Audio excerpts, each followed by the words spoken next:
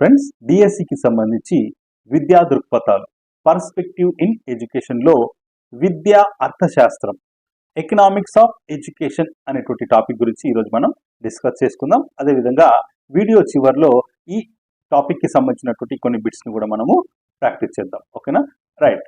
So ముందుగా విద్యా అర్థశాస్త్రం ఎకనామిక్స్ ఆఫ్ ఎడ్యుకేషన్ అంటే ఏమిటో తెలుసుకోవడానికి ముందు అర్థశాస్త్రం అంటే ఎకనామిక్స్ అంటే ఏమిటో దాని స్వభావము అదేవిధంగా అర్థం గురించి కొద్దిగా తెలుసుకుందాం. ఓకేనా? Nature and meaning of economics. మరి ఎకనామిక్స్ ని తెలుగులో ఏమంటామంటే మనము అర్థశాస్త్రము అని అంటాం. ఎకనామిక్స్ ని తెలుగులో అర్థశాస్త్రం అని అంటారు. మరి ఎకనామిక్స్ అనేటువంటి ఆంగ్ల పదము ఓకియో మరియు నామస్ అనేటువంటి రెండు గ్రీకు పదాల నుండి ఆవిర్భవించింది అని కొన్ని పుస్తకాలు ఇవ్వడం జరిగింది. మరి తెలుగు అకాడమీ పుస్తకంలో ఒకినోమికోస్ అనేటువంటి గ్రీకు పదం నుండి వచ్చింది అని ఇవ్వడము జరిగింది. కాబట్టి ఈ రెండింటి గురించి కూడా మనం తెలుసుకుని ఉంటే మనకు ఎగ్జామ్లో ఎలా అడిగినా కూడా మనము గుర్తించవచ్చు. ఓకేనా? రైట్. మరి ఎకనామిక్స్ అనేటువంటి ఆంగ్ల పదము ఓకియో మరియు నామస్ అనేటువంటి రెండు గ్రీకు పదాల నుండి ఆవిర్భవించింది లేదా ఒకినోమికోస్ అనేటువంటి గ్రీకు పదం నుండి వచ్చింది అని మనము చెప్పవచ్చు. మరి ఈ ఒకినోమికోస్ అనేటువంటి పదానికి గ్రీకు భాషలో అర్థం ఏమిటంటే గృహ సంబంధ నిర్వహణ నైపుణ్య శాస్త్రము. గృహ సంబంధ నిర్వహణ నైపుణ్య శాస్త్రము అని అర్థం. ఓకేనా? రైట్. మరి సంపద మూలాంశంగా అర్థశాస్త్రాన్ని ఆడమ్ స్మిత్ తన an enquiry into nature and causes of wealth of nations అనేటువంటి గ్రంథంలో సంపదను గూర్చినటువంటి అధ్యయనమే ఆర్థిక శాస్త్రం అని అన్నాడు. కాబట్టి అర్థశాస్త్రాన్ని ఎకనామిక్స్ ని ఆడమ్ స్మిత్ తన గ్రంథం and enquiry into nature and causes of wealth of nations అనేటువంటి గ్రంథంలో ఏమని చెప్పాడంటే సంపదను గూర్చిన అధ్యయనమే ఆర్థిక శాస్త్రము అని అన్నాడు. ఆడమ్ స్మిత్ ని అర్థశాస్త్ర పితామహుడు అని పిలుస్తారు. సో ఇది ఇంపార్టెంట్ పాయింట్. అర్థశాస్త్ర పితామహుడు ఎవరంటే ఆడమ్ స్మిత్. ఓకేనా? రైట్. ఆడమ్ స్మిత్ ని అర్థశాస్త్ర పితామహుడు అని పిలుస్తారు. మరి దీన్ని ఎలా గుర్తుపెట్టుకుంటామంటే ఒక చిన్న కోడ్ ఏమిటంటే చూడండి, ఆడమ్ స్మిత్ అనేటువంటి పేరులో ఇక్కడ చూడండి స్మిత్ లేదా స్మిత అని అనుకుందాం. తర్వాత అర్థశాస్త్ర పితామహుడు అనేటువంటి పదంలో పిత అనుకుంటాం. ఓకేనా? సో ఇక్కడ స్మిత అనేటువంటి వర్డ్ తీసుకున్నా, ఇక్కడ పిత అని వర్డ్ తీసుకున్నా. కాబట్టి పితామహుడు అంటేనే మనకి స్మిత అంటే ఆడమ్ స్మిత్. ఆడమ్ స్మిత్ అని గుర్తొచ్చేటట్లు ఇక్కడ మనము కొన్ని రైమింగ్ వర్డ్స్ తీసుకున్నాం. స్మిత లేదా స్మిత్, ఇక్కడ పిత అని రెండు పదాలు తీసుకుని మనం గుర్తుపెట్టుకోవచ్చు. ఓకేనా? అర్థశాస్త్ర పితామహుడు ఎవరంటేనే స్మిత అని గుర్తుకొస్తే మీకు ఆడమ్ స్మిత్ అని పేరు అనేటువంటిది గుర్తుకొస్తుంది. ఓకేనా? రైట్. సో ఇక్కడ ఇంపార్టెంట్ పాయింట్స్ వచ్చి, సో ఎకనామిక్స్ అనేటువంటిది ఏ భాషా పదం నుంచి వచ్చింది అంటే గ్రీకు భాషా పదం. అది ఏమిటంటే ఒకినోమికోస్ అనేటువంటిది. ఓకేనా? కొన్నిసార్లు ఏ రెండు గ్రీకు పదాల నుంచి వచ్చింది అంటే ఓకియో మరియు నామస్ అనేటువంటి గ్రీకు పదాల నుంచి వచ్చింది అని మనం చెప్పవచ్చు. సో ఈ పదానికి అర్థం ఏమిటి అంటే గృహ సంబంధ నిర్వహణ నైపుణ్యము లేదా నైపుణ్య శాస్త్రము అని కూడా మనము చెప్పవచ్చు. ఇంకొక పాయింట్ ఏమిటంటే ఆడమ్ స్మిత్ ఈ సంపదను కూర్చినటువంటి అధ్యయనమే ఆర్థిక శాస్త్రం అని ఏ గ్రంథంలో ఏ పుస్తకంలో రాశారు అంటే మనము an enquiry into nature and causes of wealth of nations అనేటువంటి గ్రంథంలో రాశారు అని మనం ఈ పాయింట్స్ మనం గుర్తుపెట్టుకోవచ్చు. ఓకేనా? రైట్. మరి ఎకనామిక్స్ అంటే అర్థశాస్త్రానికి సంబంధించినటువంటి కొన్ని నిర్వచనాలు మనం ఇప్పుడు చూద్దాం. అర్థశాస్త్రాన్ని సంపదను గూర్చిన అధ్యయనం చేయు శాస్త్రంగా భావించింది ఎవరంటే ఆడమ్ స్మిత్. ఓకేనా? అర్థశాస్త్రాన్ని సంపదను గూర్చి అధ్యయనం చేయు శాస్త్రంగా భావించింది ఎవరంటే ఆడమ్ స్మిత్. అర్థశాస్త్రాన్ని శ్రేయస్సుకు సంబంధించినటువంటి శాస్త్రంగా పేర్కొన్నది ఎవరంటే మార్షల్. ఓకేనా? అర్థశాస్త్రాన్ని శ్రేయస్సుకు సంబంధించినటువంటి శాస్త్రంగా పేర్కొన్నది ఎవరంటే మార్షల్. తర్వాత అర్థశాస్త్రాన్ని కొరత మరియు ఎంపికలకు సంబంధించినటువంటి శాస్త్రంగా పేర్కొన్నది రాబిన్స్. ఓకేనా? అర్థశాస్త్రాన్ని కొరత మరియు ఎంపికలకు సంబంధించినటువంటి శాస్త్రంగా పేర్కొన్నది రాబిన్స్. తర్వాత అర్థశాస్త్రాన్ని వృద్ధికి సంబంధించినటువంటి శాస్త్రంగా పేర్కొన్నది పాల్ శామ్యూల్స్. అర్థశాస్త్రాన్ని వృద్ధి లేదా అభివృద్ధికి సంబంధించినటువంటి శాస్త్రంగా పేర్కొన్నది ఎవరంటే పాల్ శామ్యూల్సన్. తర్వాత అర్థశాస్త్రాన్ని సంక్షేమ శాస్త్రంగా నిర్వచించినది ఎవరంటే అమర్త్య సేన్. అర్థశాస్త్రాన్ని సంక్షేమ శాస్త్రంగా నిర్వచించింది అమర్త్య సేన్. ఓకేనా? సో ఇక్కడ మనం కొన్ని కీవర్డ్స్ ని మనం హైలైట్ చేసుకున్నాము. అవేమిటంటే సంపదను గురించి, శ్రేయస్సు, కొరత ఎంపికలకు, తర్వాత వృద్ధికి, అదేవిధంగా సంక్షేమ శాస్త్రంగా. మరి ఈ పదాలు చూస్తేనే మనకు ఆ నిర్వచనాల్ని ఎవరు చెప్పారు అనేటువంటిది మనకి ఇక్కడ నేమ్స్ అనేటువంటిది గుర్తుపెట్టుకోవాలి. మరి దాన్ని గుర్తుపెట్టుకోవాలంటే మనకు జనరల్గా మనం మర్చిపోతాం కాబట్టి దీన్ని ఏదైనా కోడ్ రూపంలో గుర్తుపెట్టుకుంటే కొద్దిగా మనము త్వరగా గుర్తించడానికి అవకాశం అనేటువంటిది ఉంటుంది. ఓకేనా, రైట్.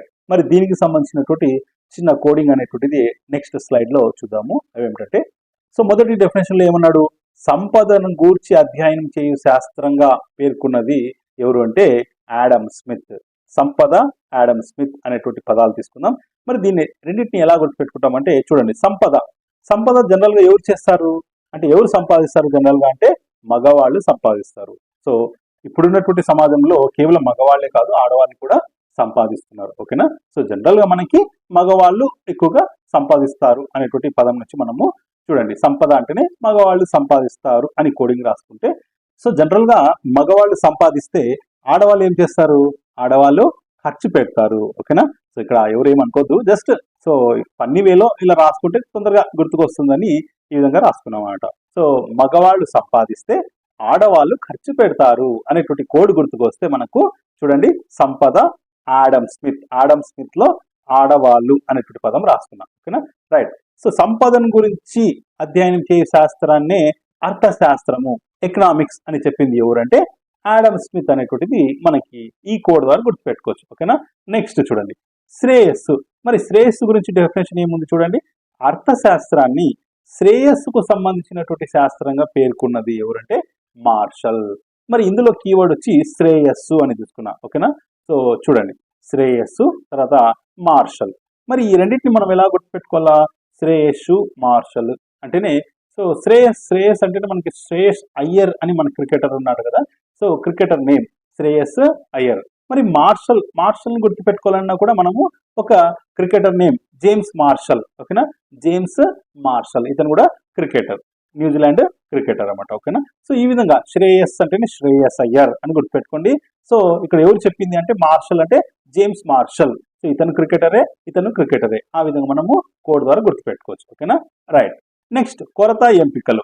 మరి దీనికి సంబంధించినటువంటి డెఫినేషన్ ఏమిటంటే అర్థశాస్త్రాన్ని కొరత ఎంపికలకు సంబంధించినటువంటి శాస్త్రంగా పేర్కొన్నది ఎవరంటే రాబిన్స్. ఓకేనా, కొరత ఎంపికలకు సంబంధించినటువంటి శాస్త్రంగా పేర్కొన్నది రాబిన్స్. మరి దీన్ని ఎలా గుర్తుపెట్టుకుంటామంటే ఇక్కడ కీవర్డ్స్ కొరత ఎంపికలకు అనేటువంటి పదం తీసుకున్నా, కొరత ఎంపికలకు. సో ఎవరు అంటే రాబిన్స్. మరి దీన్ని ఎలా గుర్తుపెట్టుకుంటామంటే చూడండి, కొరత ఎంపికలు, ఈ రెండు పదాలను 2-3 సార్లు చదివితే కొరత ఎంపికలు అంటే కొరత అంటేనే కుందేలు అనుకున్నాం, ఎంపికలు అంటే ఎలుక అనేటువంటి పదం రాసుకున్నాం. ఓకేనా, సో మనకు దగ్గరగా మేము ఉండేటువంటి పదాలు కొరత ఎంపికలు అంటే కుందేలు ఎలుక అట్లా రాసుకుంటే, మరి కుందేలుని ఇంగ్లీష్లో ఏమంటాము, ర్యాబిట్స్ అంటాం. ఓకేనా, కుందేలు ర్యాబిట్స్, ఎలుకని ర్యాట్స్ అంటాం. ఓకేనా, రా అనేటువంటి సౌండ్స్ వస్తున్నాయి, ర్యాట్స్, ర్యాబిట్స్. ఓకేనా, సో ఈ విధంగా ఈ పదాలు, ఈ కొరత ఎంపికలకు కుందేలు ఎలుక అని అనుకుంటే, ఓకేనా, దాని ఇంగ్లీష్ పదాలు వచ్చి ర్యాబిట్స్, ర్యాట్స్. కాబట్టి ఇలా ర్యాబిట్స్, ర్యాట్స్ నుంచి ర్యాబిన్స్ అనేటువంటి పేరు మనం గుర్తుపెట్టుకోవచ్చు. ఓకేనా, సో కొరత ఎంపికలకు సంబంధించినటువంటి శాస్త్రంగా పేర్కొన్నది ఎవరంటే రాబిన్స్. కొరత ఎంపికలు అంటేనే కుందేలు ఎలుక అని గుర్తుకొస్తే ర్యాబిట్స్, ర్యాట్స్ అంటే ర్యాబిన్స్ అనేటువంటి పేరు గుర్తుకొస్తుంది. ఓకేనా, రైట్. నెక్స్ట్ డెఫినేషన్ చూడండి, అర్థశాస్త్రాన్ని వృద్ధికి సంబంధించినటువంటి శాస్త్రంగా పేర్కొన్నది ఎవరు అంటే పాల్ శామ్యూల్సన్. వృద్ధి లేదా అభివృద్ధి. ఓకేనా, ఇందులో మనకి కీవర్డ్ వచ్చి వృద్ధి. ఎవరు చెప్పారు అంటే పాల్ శామ్యూల్సన్. మరి ఈ రెండింటికి సంబంధించినటువంటి కోడ్ ఈ విధంగా రాసుకున్నాం. చూడండి, వృద్ధి అంటే మనకి ఎవరు గుర్తుకొస్తారంటే వృద్ధులు అనేవారు గుర్తుకొస్తారు. ఓకేనా, మరి వృద్ధులు తర్వాత ఇక్కడ పాల్ శామ్యూల్సన్ లో మనం ఏమని గుర్తుపెట్టుకోవచ్చు, పాల్ అంటేనే పాలు, శామ్యూల్సన్ అంటే సాయంత్రం అని ఒక పదం రాసుకుంటే చూడండి, ఈ 3 పదాలకు సంబంధించి ఒక సెంటెన్స్ ఇలా రాసుకోవచ్చు. వృద్ధులు రోజు సాయంత్రం అమూల్ పాలు తాగాలి అని గుర్తుపెట్టుకుంటే మనకి ఈ వృద్ధి, పాల్ శామ్యూల్సన్ అనేటువంటి నేమ్స్ గుర్తుకొస్తాయి. ఓకేనా, రైట్. నెక్స్ట్ లాస్ట్, అర్థశాస్త్రాన్ని సంక్షేమ శాస్త్రంగా నిర్వచించింది ఎవరంటే అమర్త్య సేన్. మరి దీన్ని ఎలా గుర్తుపెట్టుకుంటాము? చూడండి, సంక్షేమము లేదా సంక్షేమ అనేటువంటి పదం తీసుకుందాం. ఇక్కడ అమర్త్య సేన్ అనేటువంటి పేరు తీసుకున్నాను. ఓకేనా? మరి ఈ రెండింటిని ఎలా గుర్తుపెట్టుకోవాలంటే దీన్ని అబ్జర్వ్ చేస్తే సంక్షేమలో క్షేమ అనేటువంటి సౌండ్ వస్తుంది. తర్వాత అమర్త్య సేన్లో సేన్ని నేను ఇలా సేన అని రాసుకున్నా. ఓకేనా? సో క్షేమ సేన రెండు కూడా రైమింగ్ వర్డ్స్. ఓకేనా? ఆ విధంగా మనము సంక్షేమ శాస్త్రంగా నిర్వచించింది అమర్త్య సేన్. సంక్షేమ సేన, అమర్త్య సేన లేదా అమర్త్య సేన్. ఈ విధంగా మనము కొన్ని డెఫినేషన్స్ మనము ఈ విధంగా కొన్ని కోడ్స్ ద్వారా గుర్తుపెట్టుకోవచ్చు. మీకు ఇంకా బెటర్ కోడ్స్ ఏమైనా ఉంటే సో మీరు కూడా రాసుకోండి. సో ఇది అర్థశాస్త్రం అంటే ఎకనామిక్స్ సంబంధించినటువంటి అర్థము, అదేవిధంగా వాటికి సంబంధించినటువంటి కొన్ని నిర్వచనాలు అన్నమాట. ఓకేనా? రైట్. ఇప్పుడు మనము విద్యా అర్థశాస్త్రం లేదా ఆర్థిక శాస్త్రం రెండు ఒకటే. విద్యా ఆర్థిక శాస్త్రం అంటే ఏమిటో దాని యొక్క అర్థము, పరిధి అనేటువంటిది ఒకసారి మనము చూద్దాం. ఓకేనా? రైట్. 1960లో అంటే 1960లో షూల్డ్ అనేటువంటి ఆర్థికవేత్త విద్యా అర్థశాస్త్రం అనేటువంటి పదాన్ని తొలిసారిగా వాడారు. సో విద్యా అర్థశాస్త్రం, ఎకనామిక్స్ ఆఫ్ ఎడ్యుకేషన్ అనేటువంటి పదాన్ని తొలిసారిగా వాడింది ఎవరంటే షూల్జ్. ఎప్పుడు అంటే 1960లో 1960 అని గుర్తుపెట్టుకోండి. నెక్స్ట్, విద్యా అర్థశాస్త్రం అనేది అర్థశాస్త్రం యొక్క ఒక అనుప్రయుక్త విభాగము. అంటే ఈ విద్యా అర్థశాస్త్రం అనేటువంటిది అర్థశాస్త్రం అంటే ఎకనామిక్స్ యొక్క ఒక అప్లికేషన్, అంటే అర్థశాస్త్రంలోనే ఒక చిన్న భాగము. ఓకేనా? రైట్. ఆర్థిక శాస్త్రం దృష్ట్యా విద్యను పరిశీలించేదే విద్యా అర్థశాస్త్రము. మరి విద్యా అర్థశాస్త్రం అంటే సింపుల్ గా ఆర్థిక శాస్త్రం దృష్ట్యా విద్యను పరిశీలించడము అని అర్థం. ఓకేనా? రైట్.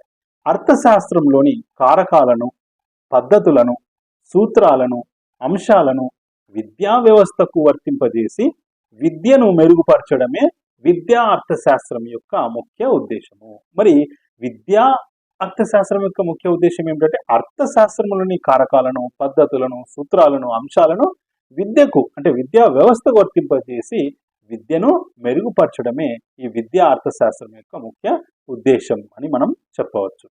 మరి విద్యా అర్థశాస్త్రం మానవ వికాసానికి సంబంధించినది.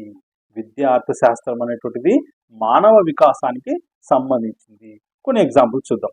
ఆడమ్ స్మిత్ ప్రకారము విద్య ఒక పెట్టుబడి అని అంటున్నాడు. సో ఆడమ్ స్మిత్ ఏమంటున్నాడంటే విద్య అనేటువంటిది ఒక పెట్టుబడి, ఒక ఇన్వెస్ట్ అని చెప్తున్నాడు అన్నమాట. మరి మార్షల్ ప్రకారం విద్య అనేది మనం చేసేటువంటి వ్యయము. విద్య అనేది మనం చేసే వ్యయం అంటే ఖర్చు అని చెప్తున్నాడు. సో మార్షల్ అనే అతను సో విద్య అనేటువంటిది ఏమిటంటే మనం చేసేటువంటి వ్యయము, ఖర్చు అని చెప్తున్నాడు. మరి కీన్స్ ప్రకారము విద్య వినిమయ అంశము. విద్య అనేటువంటిది వినిమయ అంశము అని చెప్తున్నాడు. ఓకేనా? రైట్. సో ఇవి చాలా చాలా ఇంపార్టెంట్. ఆడమ్ స్మిత్ ప్రకారం విద్య అనేటువంటిది డాష్ అంటాడు, పెట్టుబడి. మార్షల్ ప్రకారం విద్య అనేది మనం చేసే డాష్ అంటాడు, అంటే వ్యయము. కీన్స్ ప్రకారం విద్య ఏ అంశము అంటే వినిమయ అంశము అనేటువంటిది గుర్తుపెట్టుకోవాలి. మరి దీన్ని గుర్తుపెట్టుకోవడానికి చిన్న కోడింగ్ అనేటువంటిది పక్కనే రాసుకోవడం జరిగింది. చూడండి, ఆడమ్ స్మిత్ పెట్టుబడి. మామూలుగా ఆడమ్ అంటే మనకి ఆడవాళ్ళు అనేటువంటి పదం తీసుకుందాం మనము. తర్వాత పెట్టుబడి అంటే పెట్టుబడి అంటే జనరల్ గా డబ్బు గురించే, డబ్బు పెట్టుబడి అంటాం కదా, ఆ విధంగా. సో ఆడవాళ్ళు, డబ్బు, పెట్టుబడి. సో జనరల్ గా ఈ పెట్టుబడి గురించి, డబ్బు గురించి ఇంట్లో ఎక్కువగా ఎవరు కేర్ తీసుకుంటారంటే ఆడవాళ్ళు, ఓకేనా, మహిళలు అన్నమాట. ఓకేనా? ఆ విధంగా మనం గుర్తుపెట్టు. నెక్స్ట్ మార్షల్, ఇక్కడ వ్యయం అనేటువంటి రెండు పదాలు తీసుకుందాం. మార్షల్, వ్యయం. ఓకేనా? సో ఇక్కడ ఎలా గుర్తుపెట్టుకుంటామంటే వ్యయంలో ఎం అని తీసుకున్నా, మార్షల్లో మా అని తీసుకున్నా. ఇక్కడ మొదటి పదము, ఇక్కడ చివరి పదం మాయం. ఓకేనా? వ్యయం అంటేనే మాయం అని మనకి పదం గుర్తు రావాల. వ్యయం. మార్షల్ ప్రకారం విద్య అనేటువంటిది వ్యయం అంటే మాయం అని గుర్తుపెట్టుకుందాం. ఓకేనా? రైట్. మా అంటే మార్షల్, ఎం అంటే వ్యయం. నెక్స్ట్ కీన్స్ ప్రకారం విద్య వినిమయ అంశము. కీన్స్ వినిమయము. దీన్ని ఎలా గుర్తుపెట్టుకుంటామంటే ఇందులో మొదటి అక్షరం కి, వినిమయం లోపల మొదటి అక్షరము వి. సో ఈ విధంగా మనము మొదటి అక్షరం తీసుకుని ఒక పదం రాసుకున్నాం, కివి. ఓకేనా? కీన్స్ ప్రకారం అంటే మనకి కివి అని గుర్తు రావాలి. వి అంటే వినిమయం. ఓకేనా? సో ఆ విధంగా మనము కోడ్ ద్వారా వీటిని గుర్తుపెట్టుకోవచ్చు. సో ఇప్పుడు చెప్పండి, విద్య ఒక పెట్టుబడి అని చెప్పింది ఎవరు? పెట్టుబడి అంటే మనకి పెట్టుబడి డబ్బు గురించి ఆలోచించే దీనిలో ఎవరంటే ఆడవాళ్ళు ఆడస్మిత్ అని గుర్తుపెట్టుకోవచ్చు. విద్య అనేది మనం చేసేటువంటి వ్యయం అని చెప్పింది ఎవరు? వ్యయం అంటే మాయం అని గుర్తురావాలి. మాయం అంటే మార్షల్ అని గుర్తుపెట్టుకోవచ్చు. తర్వాత విద్య వినిమయ అంశము, వినిమయము, వి అంటే కీన్స్ అని గుర్తురావాలి. ఆ విధంగా మనము దీన్ని గుర్తుపెట్టుకోవచ్చు. ఓకేనా? సో ఇవి కొన్ని పాయింట్స్. రైట్. నెక్స్ట్ ఇంకా ఉన్నాయి. మానవుల విషయంలో పెట్టుబడికి పెట్టినటువంటి మూలధనం అంతటిలో విలువైనది విద్య అని పేర్కొన్న వారు ఎవరంటే మార్షల్. ఓకేనా? సో మూలధనం గురించి చెప్తున్నాడు. సో మానవుల విషయంలో పెట్టుబడికి పెట్టినటువంటి మూలధనం అంతటిలో విలువైనది విద్య అని చెప్పింది ఎవరంటే మార్షల్. సో ఇది కూడా ఇంపార్టెంట్. మూలధనము, మార్షల్ అని 2 కీవర్డ్స్ తీసుకుందాము. ఈ రెండింటిలో కూడా సో మనము మొదటి అక్షరాలు తీసుకున్నాం. ఇక్కడ మా తీసుకున్నాం, ఇక్కడ ము తీసుకున్నాం. మాము. సో మాము అంటే హిందీలో పదం అంట మాము. సో మాము అంటే మనకి మామూలుగా మామయ్య అంటాం కదా, ఆ విధంగా. సో మూలధనము మార్షల్ అట్లా గుర్తుపెట్టుకుందాం. మూలధనము మార్షల్. ఓకేనా? మాము అని కోడ్ గుర్తుపెట్టుకుందాం. నెక్స్ట్, ఆర్థికాభివృద్ధితో విద్యకు హేతుబద్ధమైనటువంటి సంబంధాన్ని ఏర్పరిచే ఆర్థిక శాస్త్ర శాఖే విద్యా ఆర్థిక శాస్త్రం అని ఆజాద్ అనేటువంటి ఆర్థికవేత్త పేర్కొన్నాడు. ఆర్థికాభివృద్ధితో విద్యకు హేతుబద్ధమైనటువంటి సంబంధం ఓకేనా ఏర్పరిచేటువంటి ఆర్థిక శాస్త్ర శాఖే విద్యా ఆర్థిక శాస్త్రం అని చెప్పింది ఎవరంటే ఆజాద్. ఓకేనా? సో ఇక్కడ మనము హేతుబద్ధమైనటువంటి సంబంధం అనేటువంటి పదం తీసుకుందాం, ఆజాద్ అనేటువంటి పదం తీసుకుందాం. ఈ రెండింటిని మనము కోడ్ ద్వారా ఎలా గుర్తుపెట్టుకుంటామంటే చూడండి, ఆజాద్ అందరితో మంచి సంబంధాలను ఏర్పరచుకుంటాడు. ఆజాద్ అనేటువంటి పేరు గుర్తుపెట్టుకుందాం. ఆజాద్ అనే అతను అందరితో మంచి సంబంధాలను ఏర్పరచుకుంటాడు అని గుర్తుపెట్టుకుంటే మనకి ఈ హేతుబద్ధమైనటువంటి సంబంధాన్ని ఏర్పరిచే ఆర్థిక శాఖ విద్యా ఆర్థిక శాస్త్రం అని చెప్పింది ఎవరంటే ఆజాద్ అని గుర్తుకొస్తుంది. ఓకేనా? రైట్. నెక్స్ట్, విద్యా అర్థశాస్త్రం పుస్తక రచయిత. విద్యా అర్థశాస్త్రం ఎకనామిక్స్ ఆఫ్ ఎడ్యుకేషన్ పుస్తక రచయిత ఎవరు అంటే కోహెన్. ఇది కూడా చాలా చాలా ఇంపార్టెంట్. మరి దీన్ని ఎలా గుర్తుపెట్టుకుంటామంటే చిన్న కోడ్ అనేటువంటిది ఇలా రాసుకున్నాం. మామూలుగా పుస్తకాన్ని ఏమంటాం మనము? బుక్ అంటాం. ఓకేనా? కోహెన్లో కో అనుకుందాం. ఓకేనా? సో బుక్ కా సౌండ్, ఇక్కడ కూడా కో సౌండ్. ఓకేనా? కా బుక్, కోహెన్ కా రెండు కూడా కా సౌండ్ తో ఉన్నాయి. ఓకేనా? బుక్ కోహెన్ అని గుర్తుపెట్టుకుందాం. నెక్స్ట్, విద్యను ఒక వస్తువుగా పరిగణించినటువంటి వారు ఎవరంటే ఇది కూడా కోహెన్. ఓకేనా? మరి దీన్ని కూడా ఎలా గుర్తుపెట్టుకుంటామంటే చిన్న కోడ్. సో వస్తువును జనరల్ గా మనం ఏం చేస్తాం? వస్తువులను కొంటాము అని రాసుకుంటే కోడ్, వస్తువులను కొంటాము అని గుర్తుపెట్టుకుంటే కో నుంచి కోహెన్ అనేటువంటి పేరు మనకు గుర్తుపెట్టుకోవచ్చు. విద్యను ఒక వస్తువుగా పరిగణించినటువంటి వారు ఎవరంటే కోహెన్. వస్తువును కొంటాము అట్లా గుర్తుపెట్టుకుంటే కోహెన్ అనేటువంటి పేరు గుర్తుకొస్తుంది. నెక్స్ట్, విద్యలో పెట్టేటువంటి ఖర్చు పెట్టుబడిగా అధ్యయనం చేసినది ఎవరు అంటే జేఎల్ గాల్బ్రెత్, తర్వాత శామ్యుల్సన్. సో ఇదేమి ఇంపార్టెంట్ కాదు, జస్ట్ ఇది కూడా ఒక పాయింట్ కాబట్టి రాసుకున్నాము.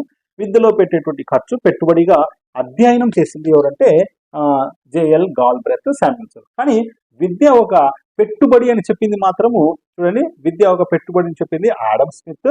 ఇక్కడ విద్యలో పెట్టే ఖర్చు పెట్టుబడిగా అధ్యయనం చేసింది ఎవరంటే గాల్బ్రెత్ మరియు శామ్యుల్సన్. ఓకేనా? రైట్. విద్య అనేది ఒక ఆర్థిక వస్తువు, పరిశ్రమ, వినిమయ వస్తువు, భౌతిక పెట్టుబడిగా పిలువబడుతుంది. విద్య అనేది ఒక ఆర్థిక వస్తువు, పరిశ్రమ, వినిమయ వస్తువు, భౌతిక పెట్టుబడిగా పిలువబడుతుంది. విద్యా అర్థశాస్త్రం విద్యపై అయ్యేటువంటి ఖర్చులను కూడా విశ్లేషిస్తుంది. విద్యా అర్థశాస్త్రం ఏం చేస్తుందంటే విద్యపై అయ్యే ఖర్చులను విశ్లేషిస్తుంది. సో ఇవన్నీ కొన్ని ఇంపార్టెంట్ పాయింట్స్ అన్నమాట. ఓకేనా? రైట్.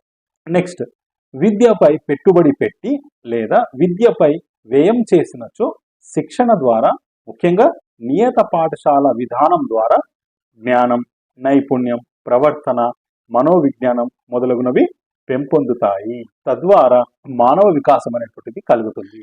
సో విద్యపై మనం పెట్టేటువంటి పెట్టుబడి విద్యపై వ్యయం చేసినచో శిక్షణ ద్వారా ఏమవుతుందంట? నియత పాఠశాల విధానం ద్వారా జ్ఞానము, నైపుణ్యము, ప్రవర్తన, మనోవిజ్ఞానం ఇవన్నీ కూడా పెంపొందుతాయి. సో తద్వారా ఏమవుతుందంటే మానవ వికాసం అనేటువంటిది కలుగుతుంది.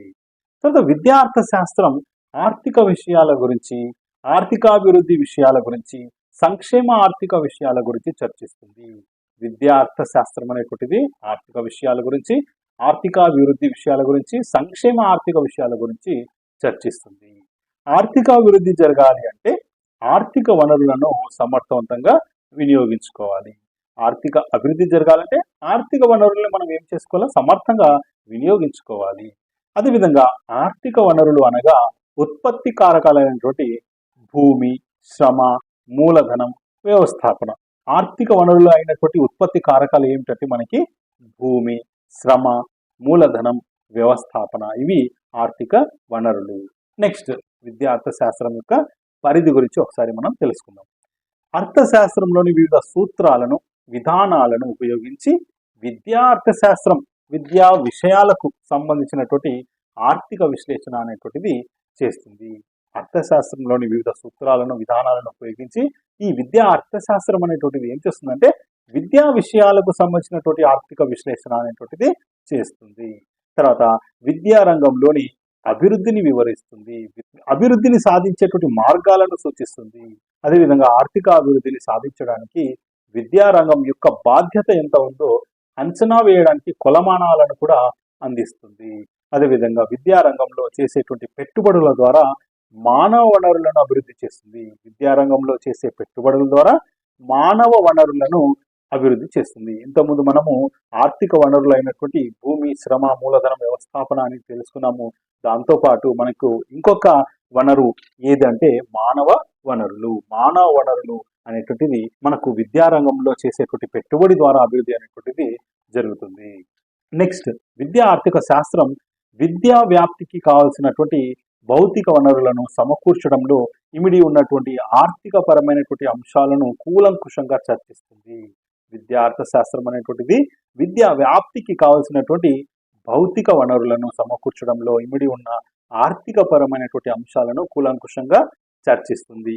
అదేవిధంగా విద్యా లక్ష్యాల నిర్దేశనం ఆర్థిక కోణానికి గల ప్రాధాన్యతను వివరిస్తుంది. విద్యా లక్ష్యాలు సాధించాలంటే దానికి సంబంధించినటువంటి ఆర్థిక పరమైనటువంటి కోణానికి గల ప్రాధాన్యతను కూడా వివరిస్తుంది.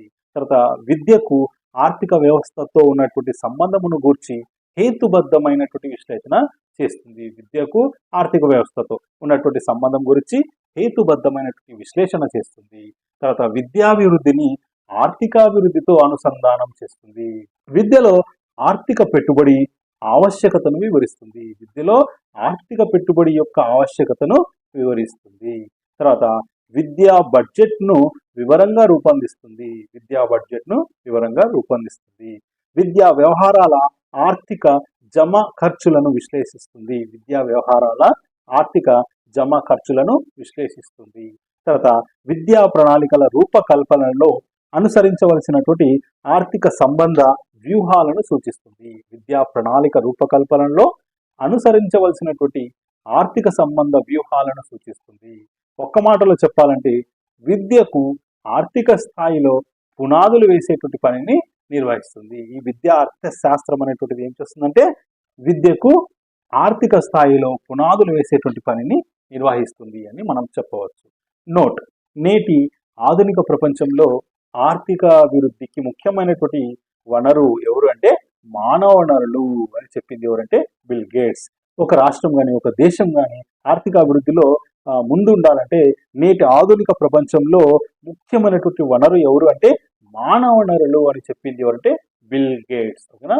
Bill gates. ఇది కూడా గుర్తుపెట్టుకోండి. Okay, right.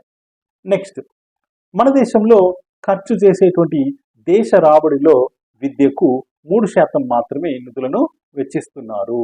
దీనిని 6% పెంచాలని ఆర్థిక విద్యావేత్తలు దేశ అభివృద్ధిని దృష్టిలో ఉంచుకొని సూచనలు చేయడము జరుగుతుంది. మరి ఆర్థిక అభివృద్ధి జరగాలంటే ముఖ్యమైనటువంటిది వనరు మానవ వనరు. మరి మానవ వనరులు ఎలా తయారవుతారంటే వాళ్లకు మంచి నాణ్యమైనటువంటి విద్యను అందించడం ద్వారా మానవ వనరులు అనేటువంటివి అభివృద్ధి చెందుతాయి.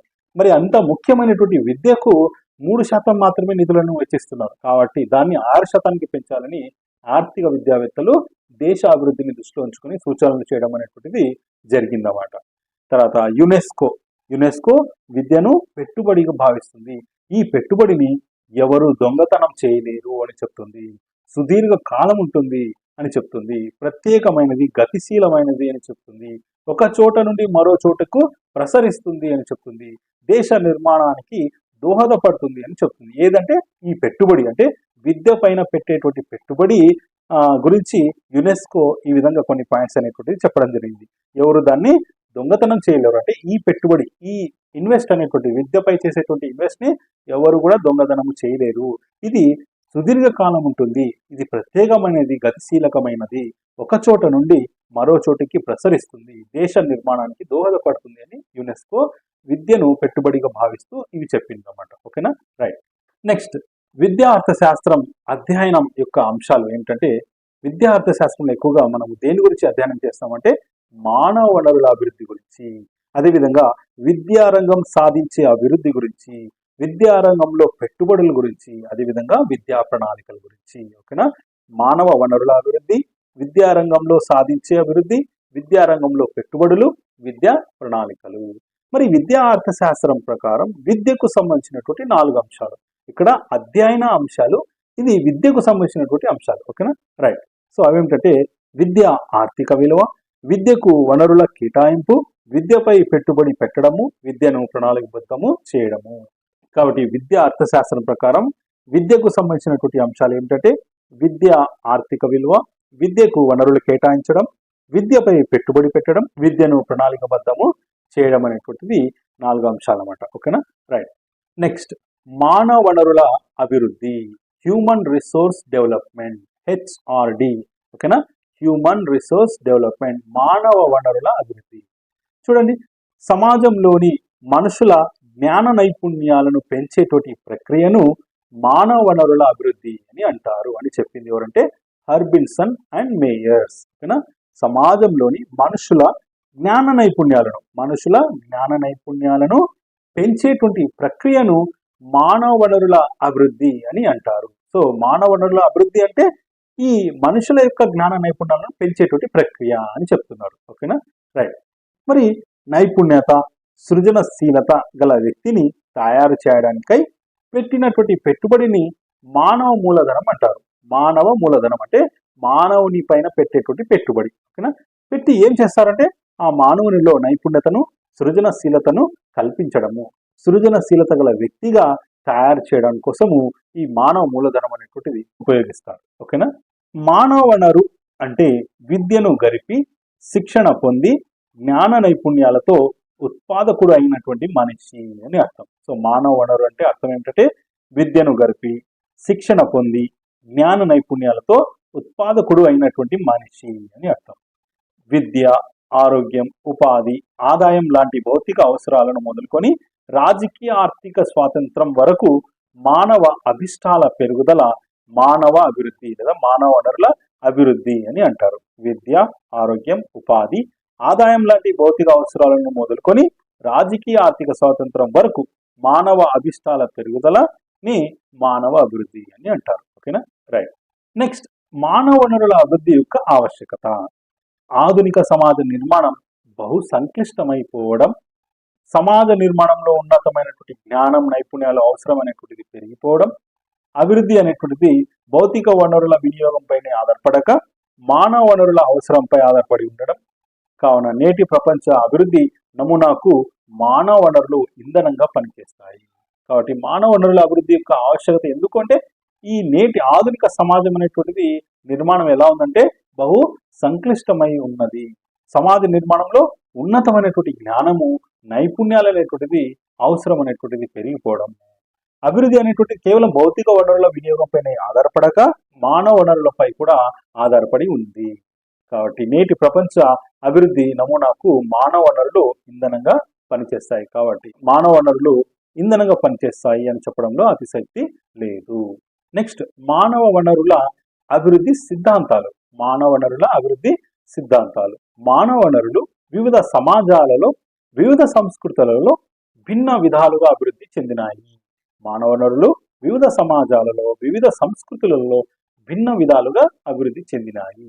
ఆర్థికవేత్తలు, సామాజికవేత్తలు మానవ వనరుల అభివృద్ధి గురించి కొన్ని సిద్ధాంతాలను నిర్వచించి వాటిని 4 రకాలుగా విభజించారు. ఈ ఆర్థికవేత్తలు, సామాజికవేత్తలు మానవ వనరుల అభివృద్ధి గురించి కొన్ని సిద్ధాంతాలు నిర్వచించి వాటిని 4 రకాలుగా విభజించారు. అవేమిటంటే క్లాసిక్ సైక్లిక్ సిద్ధాంతము, అగస్టియన్ సిద్ధాంతము, లీనియర్ సిద్ధాంతము, సైక్లిక్ లీనియర్ సిద్ధాంతము. ఓకేనా? So classic cyclic, Augustinian, linear, cyclic linear. ఓకేనా? సో వీటి గురించి ఒక్కొక్కటి కొద్దిగా చూద్దాం. మొదటిది క్లాసిక్ సైక్లిక్ సిద్ధాంతము. క్లాసిక్ సైకిల్ థియరీ అని అంటాం ఇంగ్లీష్లో. సో ఇదేం చెప్తుందంటే ఈ సిద్ధాంతం స్వాభావికంగా పునరావృతమైనటువంటి సహజ సంఘటనలు, ఋతువులు, మొక్కలు మొదలగు వాటి వల్ల మానవ వనరుల అభివృద్ధి చెందును అని తెలియజేస్తుంది. ఈ సిద్ధాంతాన్ని గ్రీకులు, రోమన్లు పేర్కొన్నారు. జనరల్ గా మానవ వనరుల అభివృద్ధి అనేటువంటిది ఈ పునరావృతమైనటువంటి సహజ సంఘటనలు, ఋతువులు, మొక్కలు వాటి వల్ల జరుగుతుంది అని ఈ గ్రీకులు, రోమన్లు పేర్కొన్నారు. ఈ సిద్ధాంతాన్ని క్లాసిక్ సైక్లిక్ సిద్ధాంతం అని అంటాం. ఓకేనా? సో క్లాసిక్ సైక్లిక్ సిద్ధాంతం ఎక్కువగా దేని గురించి చెప్తుందంటే పునరావృతమైనటువంటివి సహజ సంఘటనలు, ఋతువులు, మొక్కలు వీటి గురించి చెప్తుంది అని మనం గుర్తుపెట్టుకోవచ్చు. క్లాసిక్ అంటేనే ఓల్డ్ అని గుర్తుపెట్టుకుంది. క్లాసిక్ అంటేనే పురాతనమైన, పునరావృతమైన అనేటువంటి పదాలు మనం గుర్తుపెట్టుకోవాలి. నెక్స్ట్ అగస్టియన్ సిద్ధాంతం, అగస్టియన్ థియరీ. మరి ఇదేం చెప్తుందంటే మానవ జాతిలో ఒకే ఆవృతం ఉన్నది. ఇది ఆడమ్ను సృష్టించడంతో మొదలైనది, క్రీస్తు రావడంతో పూర్తిగా పుష్పించి వికసించింది. ఈ ఆవృతం మరణాలతోనూ ప్రపంచ విధ్వంసంతోనూ అంతమవుతుంది. నోట్: భగవంతుని ఇచ్ఛ ప్రపంచంలోని మార్పులకు కారణం అని ఈ సిద్ధాంతం భావన. మరి అగస్టియన్ సిద్ధాంతం ఏం చెప్తుందంటే ఇదంతా కూడా భగవంతుని ఇచ్ఛ ప్రకారమే జరుగుతున్నది, భగవంతుని ఇచ్ఛ ప్రపంచంలోని మార్పులకు కారణమవుతుంది అని చెప్తుంది. సో ఇక్కడ ఆడమ్ అంటే మొట్టమొదటి మనిషి అన్నమాట.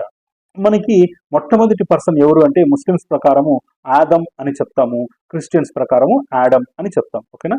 సో ఆయన సృష్టిలో అంటే ఆయన మొట్టమొదటి మనిషిగా పుట్టినటువంటి జీవి అన్నమాట. ఓకేనా? సో ఆయన రావడంతో, అదేవిధంగా తర్వాత క్రీస్తు రావడంతో ఇది పుష్పించి వికసించింది. తర్వాత ఏమవుతుందంట? మరణాలతో, ప్రపంచ విధ్వంసంతో చివరికి అంతమవుతుంది అని ఈ సిద్ధాంతం చెప్తుంది. ఓకేనా? రైట్. నెక్స్ట్ లీనియర్ సిద్ధాంతం, లీనియర్ థియరీ. మరి ఇదేం చెప్తుందంటే విజ్ఞాన శాస్త్రం, సాంకేతిక పరిజ్ఞానం, నాగరికతలు గతంలో అభివృద్ధి చెందాయి, ఇప్పుడు ముందుకు పోతున్నాయి, భవిష్యత్తులలో కూడా అభివృద్ధి చెందుతాయి. అభివృద్ధికి హద్దులు అనేటువంటివి లేవు. అభివృద్ధి ఎల్లప్పుడూ విస్తరించుకునే అంటే లీనియర్ విధానంలో ఉంటుంది. ఈ సిద్ధాంతం సామాజిక శాస్త్రవేత్తల ఆదరణ పొందింది. కాబట్టి ఇంకొకసారి చూద్దాం. విజ్ఞాన శాస్త్రం, సాంకేతిక పరిజ్ఞానం, నాగరికతలు గతంలో అభివృద్ధి చెందాయి, ఇప్పుడు కూడా ఇంకా ముందుకు పోతూనే ఉన్నాయి, భవిష్యత్తులో కూడా ఈ అభివృద్ధి అనేటువంటిది చెందుతుంది. ఈ అభివృద్ధి అనేటువంటిది హద్దులే లేవు, లీనియర్ విధానంలో ఇది విస్తరించుకుంటూ పోతూనే ఉంటుంది అని చెప్పేదే లీనియర్ సిద్ధాంతం. ఓకేనా? రైట్. నెక్స్ట్ లాస్ట్ది సైక్లికల్ లీనియర్ సిద్ధాంతం, సైక్లికల్ లీనియర్ థియరీ. ఈ సిద్ధాంతం దృష్టిలో అభివృద్ధి అభ్యుదయ మార్గంలో పయనిస్తుంది, కానీ అభివృద్ధిలో పెరుగుదల, తగ్గుదలలు ముందు వెనుకకు కావడము జరుగుతుంది. ఇది ప్రగతి ఎక్కువ లేదా తక్కువ సాధించడానికి కారణమవుతుంది. మరి ఈ సిద్ధాంతం ప్రకారం అభివృద్ధి అనేటువంటిది ఎలా జరుగుతుందంట? Cyclical and linear. Cyclical and linear అంటే పెరుగుదల ఉండొచ్చు, తగ్గుదలలు ఉండొచ్చు, ముందుకు పోవచ్చు, వెనక్కి పోవచ్చు. ఓకేనా? ఈ ప్రగతి అనేటువంటిది ఎక్కువ లేదా తక్కువ, కొన్నిసార్లు ఎక్కువ సాధించడానికి కారణమవుతుంది, కొన్నిసార్లు తక్కువ సాధించడానికి కారణమవుతుంది, అభ్యుదయ మార్గంలో పయనిస్తుంది అని ఈ సైక్లికల్ లీనియర్ సిద్ధాంతం అనేటువంటిది చెప్తుంది. ఓకేనా? సో ఈ విధంగా మొత్తం మనకు 4 సిద్ధాంతాలు ఉన్నాయన్నమాట. క్లాసిక్ సైక్లిక్ సిద్ధాంతము, అగస్టియన్ సిద్ధాంతము, లీనియర్ సిద్ధాంతము, సైక్లిక్ లీనియర్ సిద్ధాంతం అని మనకి 4 సిద్ధాంతాలు ఉన్నాయి. కాబట్టి ఇక్కడ మనం గుర్తుపెట్టుకోవాల్సిన పదాలు కొన్ని. పునరావృతం అనేటువంటివి గుర్తుపెట్టుకోవాలి. ఓకేనా? పునరావృతం మనకి ఏమవుతాయి? సీజన్స్, మొక్కలు రాలిపోవడం, మళ్ళీ మొక్కలు పెరగడము, సహజ సంఘటనలు జరగడం, ఇలాంటివన్నీ. ఇవన్నీ కూడా క్లాసిక్ అంటే ఓల్డ్ తీరం ప్రకారం అంటే క్లాసిక్ సైక్లిక్ సిద్ధాంతం ప్రకారం అని గుర్తుపెట్టుకోండి. అగస్టిన్ అంటే మనకి భగవంతుడు అని గుర్తుపెట్టుకోండి, భగవంతుని యొక్క ఇచ్ఛ, ఇది ఒక ఆవృతంలో జరుగుతూ ఉంటుంది. ఓకేనా? సో అని గుర్తుపెట్టుకోండి. నెక్స్ట్ వచ్చి లీనియర్ అంటే మనకి ఈ అభివృద్ధి అనేటువంటిది ఇంకా జరుగుతూనే ఉంటుంది, దీనికి హద్దులు లేవు, ముందు కూడా అభివృద్ధి అనేటువంటిది జరుగుతుంది అని గుర్తుపెట్టుకోండి. సైక్లికల్ లీనియర్ అంటే ఇది అభ్యుదయ మార్గంలో పయనిస్తుంది, ఇందులో హెచ్చు తగ్గులు ఉంటాయి, ఇందులో అభివృద్ధి అనేటువంటిది పెరగవచ్చు, తగ్గవచ్చు, ముందుకి వెనక్కి రావచ్చు, లేదా ప్రగతి అనేటువంటిది ఎక్కువ తక్కువ సాధించడానికి కారణం అవ్వచ్చు. ఇలాంటి పదాలు కొన్ని మనం గుర్తుపెట్టుకోవాలి. ఓకేనా, రైట్. నెక్స్ట్, మానవ వనరుల అభివృద్ధి సూచికలు, హ్యూమన్ డెవలప్మెంట్ ఇండెక్స్. మరి మానవ వనరుల అభివృద్ధి జరిగింది అని ఎలా తెలుసుకుంటాము అంటే ఈ హ్యూమన్ డెవలప్మెంట్ ఇండెక్స్ HDI మానవ వనరుల అభివృద్ధి సూచికల ద్వారా మనము తెలుసుకోవచ్చు అని చెప్తారు. మరి దీని గురించి ఒకసారి చూద్దాం. మానవ వనరుల అభివృద్ధి సూచికలు ఇది 2 రకాలు. దేశంలో మానవ వనరులు తెలిపేవి అంటే పెట్టుబడికి సంబంధించి, అదేవిధంగా కాలగతిలో వాటి పెంపుదల తెలిపేవి అని 2 రకాలు అన్నమాట. ఓకేనా, ప్రస్తుతం ఉన్నటువంటి మానవ వనరులు దేశం సాధించినటువంటి మానవ వనరుల అభివృద్ధి స్థాయిని సూచిస్తాయి.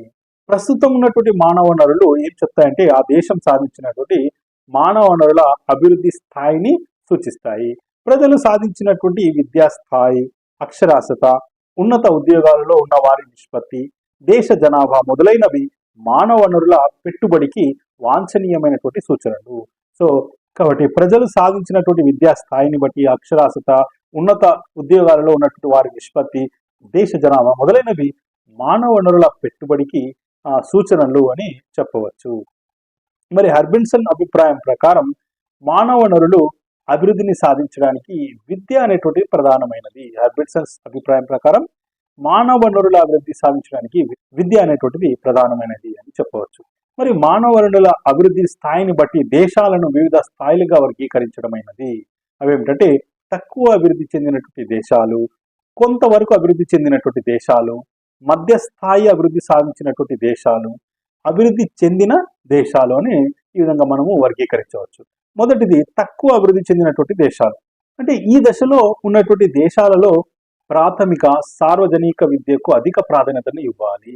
ప్రాథమిక విద్యలో సంఖ్యాపరమైనటువంటి పురోగాభివృద్ధి కంటే నాణ్యమైనటువంటి మార్పు అవసరము. మరి తక్కువ అభివృద్ధి చెందినటువంటి దేశాలు ఏం చేయాలంటే ఆ దేశాలలో ఉన్నటువంటి ప్రాథమిక అదేవిధంగా సార్వజనిక విద్యకు అధిక ప్రాధాన్యతను ఇవ్వాలి అని చెప్తున్నారు. తర్వాత ప్రాథమిక విద్యలో ఏం చేయాలంటే సంఖ్యాపరమైనటువంటి పురోగాభివృద్ధి కంటే నాణ్యమైనటువంటి విద్య, నాణ్యమైనటువంటి మార్పు అవసరము అని చెప్తుంది. నెక్స్ట్, కొంతవరకు అభివృద్ధి చెందినటువంటి దేశాలు. మరి ఈ దశలో ఉన్నటువంటి దేశాలలో ఏం చేయాలంట వ్యవసాయ, వైజ్ఞానిక, ఇంజనీరింగ్ విద్యకు అధిక ప్రాధాన్యత ఇవ్వాలి. కొంతవరకు అభివృద్ధి చెందినటువంటి దేశాలు ఏం చేయాలంటే వ్యవసాయ, వైజ్ఞానిక, ఇంజనీరింగ్ విద్యకు అధిక ప్రాధాన్యతను ఇవ్వాలి అని చెప్తున్నాయి. తర్వాత మధ్యస్థాయి అభివృద్ధి సాధించినటువంటి దేశాలు, మధ్యస్థాయి సమాజంలోని అసమానతలను తొలగించి ప్రాథమిక విద్యను సాధించినటువంటి ప్రగతిని దృఢతరం చేయాలి. సో ఇక్కడ ఆల్రెడీ ప్రాథమిక విద్యలో సాధించినటువంటి ప్రగతిని ఏం చేయాలంటే ఇంకా దృఢతరము చేయాలి అని మధ్యస్థాయి అభివృద్ధి చెందినటువంటి దేశాల గురించి ఈ HDI అనేటువంటి హ్యూమన్ డెవలప్మెంట్ ఇండెక్స్ అనేటువంటివి చెప్తాయి. తర్వాత అభివృద్ధి చెందినటువంటి దేశాలు. మరి వీళ్ళు ఏం చేయాలంటే ఈ తరహా దేశాలలో ఉద్యోగ సౌకర్యాలు అందరికీ కల్పించాలి. ఉద్యోగ సౌకర్యాలు అందరికీ కల్పించాలి. స్వయం అభివృద్ధికి, స్వయం వికాసానికి వనరులు అందుబాటులో ఉంచాలి. మరి అభివృద్ధి చెందినటువంటి దేశాలు ఏం చేయాలంటే ఉద్యోగ సౌకర్యాలు అనేటువంటివి అందరికీ కల్పించాలి. అదేవిధంగా స్వయం అభివృద్ధికి, స్వయం వికాసానికి వనరులు అనేటువంటివి అందుబాటులో ఉంచాలి అని మనకి ఈ విధంగా వివిధ స్థాయిని బట్టి వివిధ దేశాలు చేయవలసినటువంటి పనుల గురించి ఈ HDI అనేటువంటిది చెప్తుంది అన్నమాట. ఓకేనా, రైట్. తక్కువ అభివృద్ధి చెందినటువంటి దేశాలు ఏం చేయాలి ప్రాథమిక మరియు సార్వజనిక విద్యకు అధిక ప్రాధాన్యత అనేటువంటిది ఇవ్వాలి. కొంతవరకు అభివృద్ధి చెందినటువంటి దేశాలు ఏం చేయాలంట వ్యవసాయ, వైజ్ఞానిక, ఇంజనీరింగ్ విద్యకు అధిక ప్రాధాన్యత అనేటువంటిది ఇవ్వాలి. మధ్యస్థాయి అభివృద్ధి సాధించినటువంటి దేశాలు ఏం చేయాలా ఆల్రెడీ ప్రాథమిక విద్యలో సాధించినటువంటి ప్రగతిని ఇంకా దృఢతరము చేయాలి అని చెప్తుంది. మరి అభివృద్ధి చెందినటువంటి దేశాలు ఏం చేస్తాయంటే అందరికీ ఉద్యోగ సౌకర్యాలు కల్పించాలి, స్వయం అభివృద్ధికి, స్వయం వికాసానికి వనరులు అందుబాటులోకి తేవాలి అని చెప్తుంది. ఓకేనా, సో ఇది ఈ మానవ వనరుల అభివృద్ధి సూచికలు. వాటిని బట్టి వివిధ స్థాయిలుగా దేశాలను వర్గీకరించడం. ఓకేనా, రైట్. మరి మానవ వనరుల అభివృద్ధి స్థాయి 2024 ప్రకారం ర్యాంక్స్ అనేటువంటివి చూస్తే మొట్టమొదటి ర్యాంక్ అంటే మొదటి స్థాయిలో ఉన్నటువంటి దేశం ఏదంటే స్విట్జర్లాండ్. ఓకేనా, తర్వాత నార్వే, తర్వాత ఐస్లాండ్, తర్వాత హాంకాంగ్, చైనా, తర్వాత డెన్మార్క్, ఈ విధంగా ఉన్నాయి. కాబట్టి మొట్టమొదటి దేశం మనం గుర్తుపెట్టుకోవాలి స్విట్జర్లాండ్ అనేటువంటిది. ఎప్పుడు అంటే 2024 ప్రకారం. మరి భారతదేశం యొక్క ర్యాంక్ ఎంత అంటే 134, 134 అకార్డింగ్ టు 2023-24. ఓకేనా, 2023-24 ప్రకారము భారతదేశం యొక్క మానవ వనరుల అభివృద్ధి స్థాయిలో ర్యాంక్ ఎంత అంటే 34. ఈ పాయింట్స్ గుర్తుపెట్టుకోండి. ఓకేనా? రైట్. సో ఇది కొద్దిగా మనకు విద్యా అర్థశాస్త్రానికి సంబంధించినటువంటి కొద్దిగా టాపిక్ అన్నమాట. ఇప్పుడు కొన్ని మనము బిట్స్ అనేటువంటివి డిస్కస్ చేద్దాం. ఈ క్రింది వారిలో ఏ సంస్థ విద్యను పెట్టుబడిగా గుర్తిస్తుంది? ఇక్కడ సంస్థ గురించి మాట్లాడుతుంది. ఏ సంస్థ విద్యను ఒక పెట్టుబడిగా గుర్తించిందంటే యునెస్కో. ఓకేనా? యునెస్కో. తర్వాత మనిషిని మానవ మూలధనంగా మార్చాలంటే తప్పనిసరిగా అవసరమైనది ఏది? మనిషిని మానవ మూలధనంగా మార్చాలంటే తప్పనిసరిగా అవసరమయ్యేది ఏంటంటే విద్య. ఓకేనా? రైట్. ప్రపంచంలో జపాన్, కొరియా అభివృద్ధి చెందడానికి ఆధారమైనది ఏదంటే మానవ వనరులు. జపాను, కొరియా తొందరగా అభివృద్ధి సాధించాయి. ఎందువల్ల అంటే మానవ వనరులు అభివృద్ధి చెందడం వల్ల ఆ దేశాలు కూడా ఆర్థిక అభివృద్ధి సాధించడం జరిగిందన్నమాట. తర్వాత భారతదేశంలో విద్యను పెట్టుబడిగా గుర్తించింది ఏది అంటే 1986 NPE, national policy on education, 1986. తర్వాత మానవ వనరులు అభివృద్ధి చెందాలంటే విద్యలో ఈ మార్పులు రావాలి. మానవ వనరులు అభివృద్ధి చెందాలంటే విద్యలో ఎలాంటి మార్పులు రావాలంటే సాంకేతిక విద్య అనేటువంటిది కూడా ఇప్పుడు ఉన్నటువంటి సమాజం, ఇప్పుడు ఉన్నటువంటి ప్రపంచంలో సాంకేతిక విద్య అనేటువంటిది చాలా ముఖ్యమైనది. ఇందులో అభివృద్ధి అనేటువంటిది, ఇందులో మార్పులు అనేటువంటిది రావాల్సినటువంటి అవసరము ఉంది. తర్వాత అర్థశాస్త్ర పితామహుడు. సో ఇంతకుముందు మనం కోడింగ్ చెప్పుకున్నాము. అర్థశాస్త్ర పితా స్మిత అని కోడింగ్ గుర్తుపెట్టుకున్నాము. కాబట్టి అర్థశాస్త్ర పితామహుడు ఎవరంటే ఆడమ్ స్మిత్. నెక్స్ట్, ఆర్థిక వృద్ధితో విద్యకు గల సంబంధాన్ని తెలిపేదే విద్యా అర్థశాస్త్రం అని పేర్కొన్నది. చూడండి, ఇక్కడ ఆర్థిక అభివృద్ధిలో విద్యకు గల సంబంధాన్ని అంటే మంచి సంబంధాలు ఎవరికున్నాయి? ఆజాద్కి ఉన్నాయని మనం కోడింగ్ గుర్తుపెట్టుకున్నాం. ఎవరికున్నాయి? ఆజాద్కి ఉన్నాయని మనం ఇంతకుముందు కోడింగ్ రాసుకున్నాం. ఓకేనా? పెట్టుకున్నాం. కాబట్టి సంబంధాన్ని తెలిపేదే విద్యా అర్థశాస్త్రం అని చెప్పింది ఎవరంటే ఆజాద్. నెక్స్ట్ వచ్చి 8th బిట్ చూడండి. విద్య కోసం వ్యక్తి పెట్టే ఖర్చునే మానవ మూలధనం మరి పేర్కొన్నది ఎవరు అంటే ఇక్కడ యాక్చువల్లీ బిట్ రాంగ్ ఇచ్చినాడు, షూల్జ్ అని. కానీ కరెక్ట్ ఆన్సర్ వచ్చి మార్షల్. ఓకేనా? ఇంతకుముందు మనం కోడింగ్ గుర్తుపెట్టు, కాబట్టి ఇంతకుముందు మనం కోడింగ్ రాసుకున్నాం. మూలధనము మార్షల్ అని, మామ లేదా మాము అని గుర్తుపెట్టుకుందాం కదా, అట్లా. ఓకేనా? విద్య కోసం వ్యక్తి పెట్టే ఖర్చే మానవ మూలధనం అని పేర్కొన్నది ఎవరంటే మార్షల్. నెక్స్ట్, ఈ క్రింది వానిలో మానవ మూలధన లక్షణం కానిది. ఇక్కడ మీకు ఆప్షన్ చదివితేనే అర్థమైపోతుంది. సో మానవ మూలధనం లక్షణం కానిది అంటే మానవ మూలధనాన్ని బదిలీ చేయలేము, దీనిని విభజించలేము, మానవ మూలధనం అంత సమానము, దీనిని తాకట్టు పెట్టలేము. మీకు ఆప్షన్స్ అన్ని చదివితే మీకు చూడండి. సో మానవ మూలధనాన్ని మనం ఏం చేయలేము? బదిలీ చేయలేము, విభజించలేము, తాకట్టు కూడా పెట్టలేము. ఓకేనా? సో మానవ మూలధనం అంతా సమానం, ఇది రాంగ్ అన్నమాట. ఓకేనా? సో ఇది డిఫరెంట్ ఉంది. నెక్స్ట్, మనిషి వనరుగా మారాలంటే నిర్దిష్టమైనటువంటి శిక్షణ అవసరం అని పేర్కొన్నది ఎవరంటే పీటర్ ప్రింకర్. సో మనం చెప్పుకున్న టాపిక్లో ఈ టాపిక్ ఇది రాలేదు. సో అయినా కూడా ఒకసారి గుర్తుపెట్టుకోండి. మనిషి వనరుగా మారాలంటే నిర్దిష్టమైనటువంటి శిక్షణ అవసరం అని చెప్పింది ఎవరంటే పీటర్ ప్రింకర్ అని గుర్తుపెట్టుకోండి. నెక్స్ట్, ఇంకా కొన్ని బుక్స్లో ఉన్నటువంటి బిట్స్ని మనము చూద్దాము. విద్యపై మనం చేసేది పెట్టుబడి కాదు, అది మనం చేసే ఖర్చుగా భావించాలి అని పేర్కొన్నది ఎవరు? సో ఎవరంటే ఆన్సర్ మార్షల్. దీన్ని ఎలా గుర్తుపెట్టుకున్నాం మనం? ఖర్చుగా అంటే వ్యయం అని గుర్తుపెట్టుకున్నాం కదా. ఖర్చు అంటే వ్యయం. విద్య అనేది ఒక వ్యయము అని చెప్పింది ఎవరు? వ్యయం. మనం కోడింగ్ ఎట్లా చెప్పుకున్నాం? వ్యయం, మాయం అని గుర్తుపెట్టుకున్నాం కదా. మాయంలో మొదటి అక్షరము మార్షల్. ఓకేనా? అట్లా మనము ఖర్చు అంటే వ్యయం గురించి చెప్పింది. విద్యపై చేసేటువంటి పెట్టుబడి ఒక వ్యయంగా, ఖర్చుగా భావించాలా అని చెప్పింది ఎవరంటే మార్షల్. ఓకేనా? So answer is 4th one, Marshall. Next, అర్థశాస్త్ర పితామహుడు. సో ఇది రిపీటెడ్ క్వశ్చన్. సో స్మిత అట్లా గుర్తుపెట్టుకున్నాం. పితామహుడు, అర్థశాస్త్ర పితామహుడు వచ్చి ఆడమ్ స్మిత్. ఓకేనా? Adam Smith. Correct answer is 2. Next, economics అనేటువంటి పదం ఏ భాషా పదం నుండి పుట్టింది? సో ఎకనామిక్స్ అనేటువంటి పదం ఏ భాషా పదం నుంచి వచ్చింది? Greek, Latin, French, Germany. So Greek నుంచి వచ్చింది. గ్రీక్ అనేటువంటి పదం నుండి వచ్చింది అన్నమాట ఎకనామిక్స్ అనేటువంటిది. Answer is 1. నెక్స్ట్, విద్యా అర్థశాస్త్రమున మొదటగా ప్రస్తావించినటువంటి ఆర్థికవేత్త. విద్యా అర్థశాస్త్రం గురించి మొదటగా ప్రస్తావించింది ఎవరంటే డబ్ల్యూ షూల్జ్. నెక్స్ట్, విద్యను ఒక పెట్టుబడిగా పరిగణించినటువంటి ఆర్థికవేత్త. పెట్టుబడి. విద్యను ఒక పెట్టుబడిగా భావించింది ఎవరంటే మనం కోడ్ ఎలా గుర్తుపెట్టుకున్నాము, పెట్టుబడి, డబ్బు, దీని గురించి ఎక్కువగా ఆలోచించేది ఎవరు, ఆడవాళ్ళు. అట్లా మనము ఆడమ్ స్మిత్ అని గుర్తుపెట్టుకున్నాం, ఆడమ్ స్మిత్. నెక్స్ట్, ఏ తరహాకు చెందినటువంటి దేశాలలో ప్రచ్ఛన్న నిరుద్యోగం ఎక్కువగా కనిపిస్తుంది? సో ఏ తరహాకు చెందినటువంటి దేశాలలో ప్రచ్ఛన్న నిరుద్యోగం ఎక్కువగా కనిపిస్తుందంటే సో మధ్యస్థాయి అభివృద్ధిలో. నెక్స్ట్, ఆర్థిక విద్య అనేటువంటి పదాన్ని ప్రవేశపెట్టినటువంటి సంవత్సరం ఏది? సో ఆర్థిక విద్య గురించి ఎప్పటి నుంచి మనం చెప్పుకుంటున్నామంటే 1960 నుంచి, ఓకేనా. సో 1960 అనేటువంటి సంవత్సరంలో ఈ ఆర్థిక విద్య, ఎకనామిక్స్ ఆఫ్ ఎడ్యుకేషన్ అనేటువంటి పదాన్ని ప్రవేశపెట్టారు. నెక్స్ట్, సంపదను గూర్చి అధ్యయనం చేసే శాస్త్రమే ఆర్థిక శాస్త్రం అని అన్నది ఎవరు?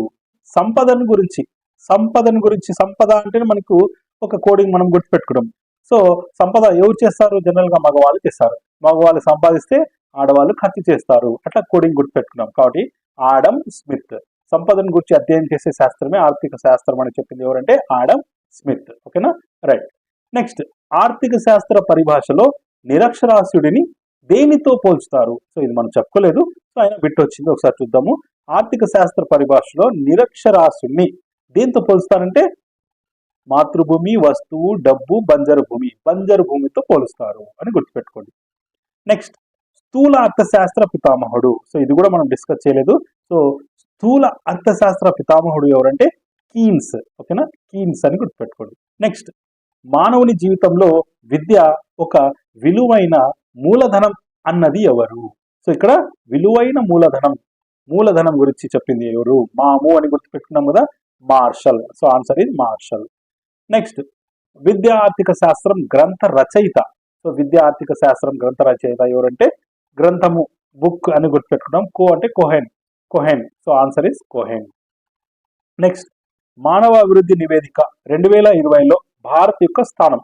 సో భారత్ యొక్క స్థానం ఎంత అంటే 134. ఎప్పుడు? 2024లో, ఓకేనా. రైట్. తర్వాత HDI అంటే full form, human development in India, human development income, human development inbox. నాలుగోది human development index. So correct answer is 4th one, human development index అన్నమాట HDI అంటే, ఓకేనా. రైట్. నెక్స్ట్, విద్య వినిమయ అంశం అని అన్నది. వినిమయము అని అన్నది అంటే వి అంటే ఫస్ట్ లెటర్ వి తీసుకున్నాం. తర్వాత మనకు కీన్స్ లో కీ అని తీసుకున్నాం, కివి అనేటువంటి వర్డ్ తీసుకున్నాం. కాబట్టి ఆన్సర్ ఈస్ కీన్స్. విద్య వినిమయ అంశం అని చెప్పింది ఎవరంటే కీన్స్, కివి అని గుర్తుపెట్టుకుందాం, ఓకేనా. రైట్. నెక్స్ట్, ఆర్థిక విద్య ముఖ్య లక్ష్యం కానిది. సో ఆన్సర్ చదివితే మనకు అర్థమైపోతుంది. విద్య ద్వారా సమాజంలో వచ్చేటువంటి మార్పులు, మూలధనంగా విద్యను అంచనా వేయడము, విద్య యొక్క అందుబాటును తెలుసుకోవడము, డబ్బు యొక్క అందుబాటును తెలుసుకోవడము. సో ఏది ఆన్సర్? కొద్దిగా ఆడుగా ఉండేటువంటిది ఇదే కదా, డబ్బు యొక్క అందుబాటును తెలుసుకోవడం. ఇది రాంగ్. సో ఇవన్నీ కూడా ఆర్థిక విద్య యొక్క లక్ష్యాలు, ఇది లక్ష్యం కాదన్నమాట. నెక్స్ట్, సమాజంలో మార్పులు ధనాత్మకంగాను రుణాత్మకంగాను రెండు రకాలుగా జరుగుతాయని చెప్పేటువంటి సిద్ధాంతం. మనకు ధనాత్మకంగాను రుణాత్మకంగాను రెండు జరిగేటువంటివి, అంటే హెచ్చు తగ్గులు ఉంటాయి అని చెప్పిన శాస్త్రం ఏది? 4th వన్ ఏమి? సైక్లిక్ లీనియర్ సిద్ధాంతం. So answer is cyclic linear సిద్ధాంతం. నెక్స్ట్, పునరావృతమయ్యేటువంటి భావనలను గూర్చి చర్చించినటువంటి సిద్ధాంతం. పునరావృతం అంటే మనకి ఋతువులు, ఇట్లా వీటి గురించి చెప్పినవి, సీజన్స్, తర్వాత సహజ సంఘటనలు, ఇట్లా చెప్పింది ఏది? ఫస్ట్ది అంటే క్లాసిక్ ఓల్డ్ సిద్ధాంతం, అంటే క్లాసిక్ సైక్లిక్ సిద్ధాంతం. నెక్స్ట్, విద్యా అర్థశాస్త్రం అధ్యయనం చేయని అంశం. సో ఇక్కడ చూస్తే మీకు అర్థమైపోతుంది. మానవ వనరుల అభివృద్ధి, విద్యకు వనరుల కేటాయింపు, విద్య సాధించే అభివృద్ధి, విద్యారంగంలో రాజకీయ పెట్టుబడి. సో మనకి ఇది కొద్దిగా ఆడుంది కదా, రాజకీయ పెట్టుబడి. సో ఇది కాదు, మిగతావన్నీ కూడా విద్యా అర్థశాస్త్రం అధ్యయనం చేసేటువంటి అంశాలను మనం చదివితేనే అర్థమైపోతాయి. నెక్స్ట్, మానవ అభివృద్ధి నివేదికలో ప్రస్తుతం మొదటి స్థానంలో ఉన్నటువంటి దేశం. ప్రస్తుతం అంటే మనం జనరల్గా 2024, ఇప్పుడు ప్రజెంట్ మనకి 2024 సూచిగా చూస్తే మొదటి స్థానంలో ఉన్నటువంటి దేశం ఏదంటే స్విట్జర్లాండ్, ఓకేనా. So answer is 1. నెక్స్ట్, ఒకినో నామకస్ అనేటువంటి పదానికి అర్థం ఏమిటి అంటే పాఠశాల కార్యకలాపాలలో నైపుణ్యమా, తరగతి గది కార్యకలాపాలలో నైపుణ్యమా, గృహ ఆర్థిక కలాపాలలో నైపుణ్యమా, బోధన కార్యకలాపాలలో నైపుణ్యమా. సో జనరల్ గా గ్రీకు భాషలో ఒకినో నామకస్ అనేటువంటి పదానికి అర్థం ఏంటంటే గృహ ఆర్థిక కార్యకలాపాలలో నైపుణ్యము. So answer is 3. గృహ ఆర్థిక కార్యకలాపాలలో నైపుణ్యము. తర్వాత ఇంకా కొన్ని బిట్స్ చూద్దాం. ఈ దేశాలలో ఉద్యోగాలు అందరికీ అందుబాటులోకి తేవాలి. ఉద్యోగాలు అందరికీ అందుబాటులో తేవాలి అని చెప్పేటువంటి స్థాయి దేశాలు ఏవి? అభివృద్ధి చెందినటువంటి దేశాలు. ఆల్రెడీ అభివృద్ధి చెందిన దేశాల్లో అందరికీ ఉద్యోగాలు అందుబాటులో తేవాలి అని సిద్ధాంతం చెప్తుంది. నెక్స్ట్, మానవ వనరుల అభివృద్ధి సాధించడానికి ఇది ప్రధానమైనటువంటి అంశం. ఏది? విద్య. విద్య అనేటువంటిది మానవ వనరుల అభివృద్ధి సాధించడానికి ముఖ్యమైనటువంటి అంశము. తర్వాత భవిష్యత్తుకు ప్రస్తుత పెట్టుబడి కానిది. ప్రస్తుత పెట్టుబడి భవిష్యత్తుకు ఉపయోగపడినది అని ఇండైరెక్ట్ గా. ఏదది? ప్రజల విద్యాస్థాయి, ఉన్నతోద్యోగాలలో ఉన్నటువంటి జనాభా సంఖ్య, ప్రజల అక్షరాస్యత శాతమా, దేశంలోని నిరక్షరాస్యుల. అంటే దేశంలోని నిరక్షరాస్యులు భవిష్యత్తులో పెట్టుబడి కాదన్నమాట. ఓకేనా? రైట్. నెక్స్ట్, విద్య వినిమయ అంశం అని పేర్కొన్నది. సో ఆల్రెడీ ఇది చెప్పుకున్నాము. ఆల్రెడీ మనం డిస్కస్ చేసాం బిట్టు, మళ్ళీ వచ్చింది. సో వినిమయ అంశం, వినిమయము, కివి అని గుర్తుపెట్టుకున్నాం. కివి. ఓకేనా? కీన్స్. సో విద్య వినిమయ అంశం అని చెప్పింది ఎవరంటే కీన్స్. ఓకేనా? సో ఇక్కడతో బిట్స్ అనేటువంటివి అయిపోయినాయి. ఈ విధంగా మనము ఈ విద్యా అర్థశాస్త్రం సంబంధించినటువంటి ఈ వీడియోని ఇంకొకసారి చూడండి. బిట్స్ ఇంకొకసారి మనము రివిజన్ చేసుకుంటే కొద్దిగా గుర్తుండడానికి ఛాన్సెస్ ఉంటాయి. ఓకేనా? రైట్. మరి నా వీడియో మీకు నచ్చినట్లయితే లైక్ చేయండి, షేర్ చేయండి. ఓకేనా? అదేవిధంగా నా ఛానల్ని నిషార్ సార్ మ్యాథ్స్ క్లాసెస్ని సబ్స్క్రైబ్ చేసుకుని మీకు తెలిసినటువంటి మీ ఫ్రెండ్స్ బీఎడ్ వాళ్ళు కానీ డిఎడ్ వాళ్ళు కానీ డిఎస్సి ప్రిపేర్ అవుతున్నటువంటి వాళ్ళందరికీ కూడా షేర్ చేసి వాళ్ళకు కూడా యూజ్ అవుతుంది అని అనుకుంటున్నాను. ఓకేనా? Thanks for watching.